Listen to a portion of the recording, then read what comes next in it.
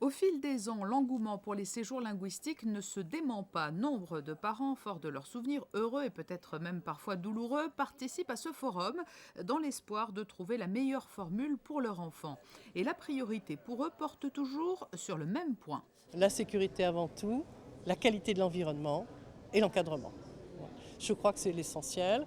Bon, quand on regarde dans nos collèges et que nous voyons qu'il y a un taux d'encadrement de 1 pour 4 ou 1 pour 5, je crois que ça rassure déjà une grande partie des parents. Pour les enfants, la priorité concerne plutôt l'apprentissage de la langue dont ils savent qu'elle leur sera particulièrement utile pour leur avenir. Je suis venue pour pouvoir chercher des collèges dans d'autres pays pour apprendre l'anglais et m'améliorer dans le sport que je voudrais faire.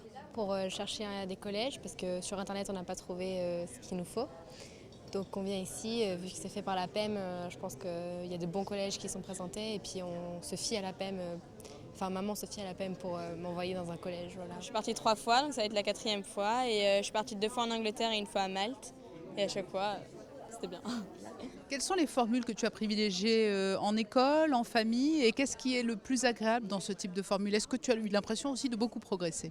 Alors, je suis partie à chaque fois en campus et en formule internationale, donc avec des gens qui venaient du monde entier. Donc ça, c'était vraiment bien parce que j'ai pu parler avec des Chinois, des gens comme ça.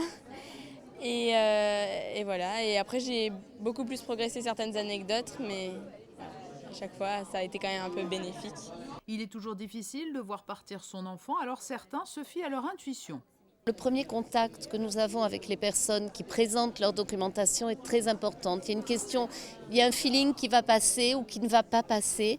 Après, on regarde les brochures, c'est un fait, mais ce qui compte le plus, c'est déjà le contact qu'on a avec la personne avec qui on parle, la façon de présenter, que les personnes sachent de quoi elles parlent. Face à une demande toujours plus nombreuse, l'offre s'est diversifiée. Aux formules classiques en campus et en famille se sont notamment ajoutées de nouvelles possibilités, comme cette société qui propose d'habiter et étudier chez un professeur particulier.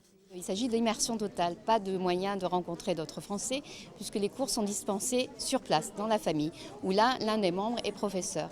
Donc, ce sont des vacances ludiques, parce que nous trouvons des familles avec des enfants de l'âge de l'enfant qui s'en va. La formule sport et langue est également très demandée. Notre spécificité, c'est vraiment de faire un double stage.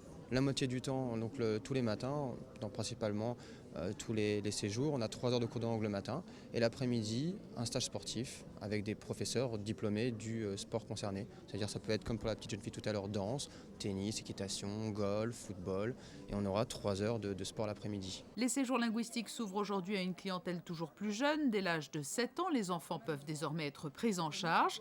Parmi les destinations les plus prisées, les destinations anglophones restent en tête, mais depuis peu, de nouveaux pays sont demandés, à l'image de la Chine, qui séduit de plus en plus de jeunes.